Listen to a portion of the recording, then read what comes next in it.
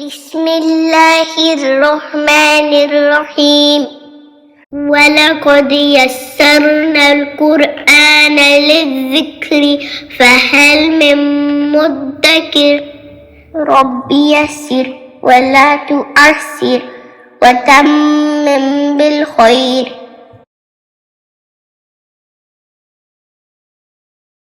یہ تینوں حروف بہت ہی آسان ہیں کیونکہ ان تینوں حروف کی ادائیگی ہماری اردو زبان میں بھی موجود ہے۔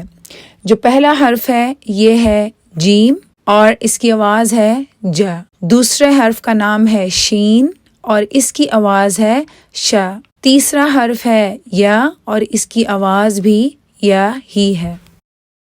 ان تینوں حروف کی ادائیگی کے لیے زبان کا درمیانی حصہ جب اوپر کے تالو کی طرف اٹھے تو جیم شین اور یا کی ادائیگی ہوتی ہے۔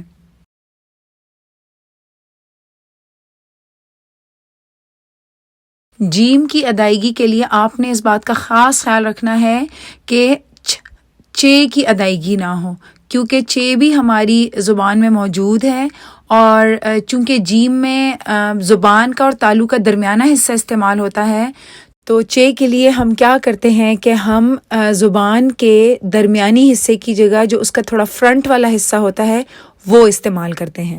اگر آپ کی جیم کی ادائیگی میں چے کی آواز آ رہی ہے تو اس کا مطلب ہے کہ آپ زبان کے درمیانی حصے کی جگہ زبان کے آگے والے حصے کو اوپر تالو کے ساتھ ٹچ کر رہے ہیں، تو آپ کوشش کر کے زبان کے درمیانی حصے کو اوپر تالو کے ساتھ لگائیں اور اس کے اندر ج کی آواز ہونی چاہیے، چ کی آواز نہیں ہونی چاہیے۔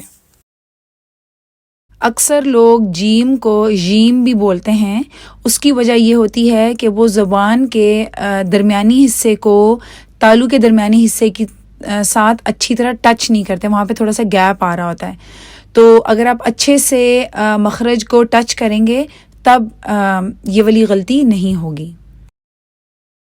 جیم کے حرف کو اگر ہم کھول کر لکھیں تو اس کے نام میں میم کا حرف بھی شامل ہے اور حرف میم جو ہے اس کی ادائیگی کے لیے ناک میں سے بھی آواز آتی ہے۔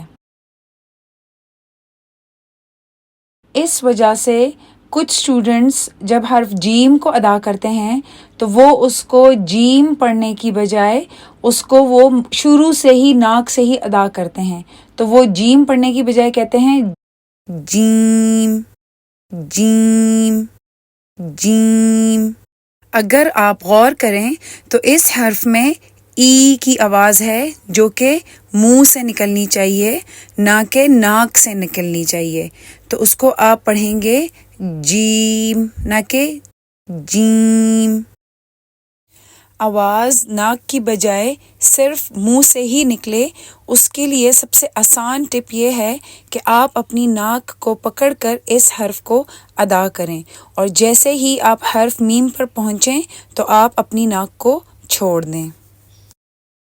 حرف جیم کی ادائیگی کرتے ہوئے آپ لوگوں نے ہونٹوں پہ اسمائل نہیں لانی۔ اکثر لوگ جیم کی ادائیگی کرتے ہوئے اچھی طرح اسمائل کرتے ہیں تو وہ نہیں کرنا ہے۔ اس کے علاوہ جب آپ لوگ جیم کی ادائیگی کریں تو اس میں آپ نے ایک بات کا خیال رکھنا ہے کہ اے ساؤنڈ نہ ہو، ای ساؤنڈ ہو۔ جیم جیم جیم جیم جیم جیم جیم۔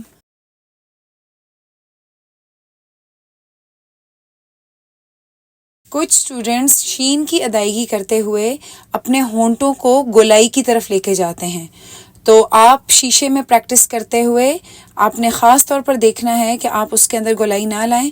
ہو سکتا ہے اس حرف کی ادائیگی کے وقت تو آپ ہونٹوں میں گولائی نہ لائیں، لیکن جب آپ ریسیٹیشن کریں تب شاید شین کی ادائیگی میں آپ کے ہونٹوں میں گولائی آئے، تو شین کی ادائیگی کرتے ہوئے ہونٹوں میں گولائی نہیں لائی جاتی۔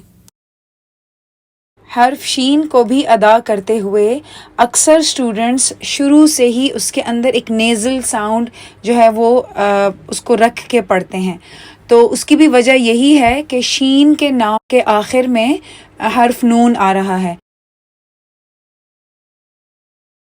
تو اس کو اکثر اسٹوڈنٹس پھر پڑھتے ہیں شین شین شین.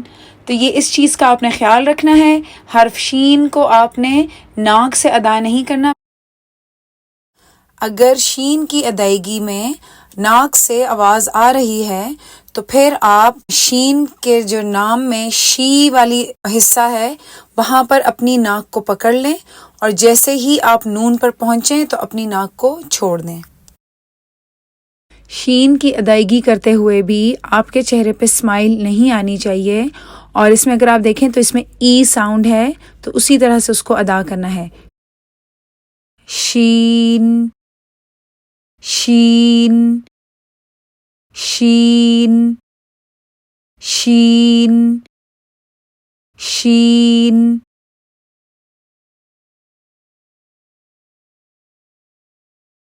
اکثر لوگ کیا کرتے ہیں کہ یا کی ادائیگی کرتے ہوئے وہ کی آواز نکالتے ہیں یا. تو یہ آپ نے بہت خاص خیال رکھنا ہے کہ یہ والی ڈسٹربنس جو ہے یہ بیچ میں نہ آئے، اور اس کو اس کے نارمل طریقے سے ہی ادا کریں. حرف یا ادا کرتے ہوئے اگر آپ کا منہ بہت زیادہ کھلے یا بالکل تھوڑا سا کھلے تو اس کی وجہ سے بھی اس کی آواز پہ کافی فرق پڑتا ہے. اس کے علاوہ اس کی ادائیگی کے وقت آپ نے یہ خیال رکھنا ہے کہ آپ نے اس کو بالکل اردو قاعدے کی طرح سیدھا سیدھا بھی نہیں پڑھنا جیسا یا ہوتا ہے، یا پھر آپ نے اس کو بالکل لٹا کے یعنی کہ یہ کہ اس کے ساتھ ہم بڑیے ہی لگا دیں اس طرح سے بھی نہیں پڑھنا، اور آپ نے بلکہ اس کو ایک بالکل ٹھیک سلانٹ کے ساتھ پڑھنا ہے تاکہ اس کی ادائیگی بالکل عربی ایکسنٹ کے، عربی لہجے کے مطابق ہو.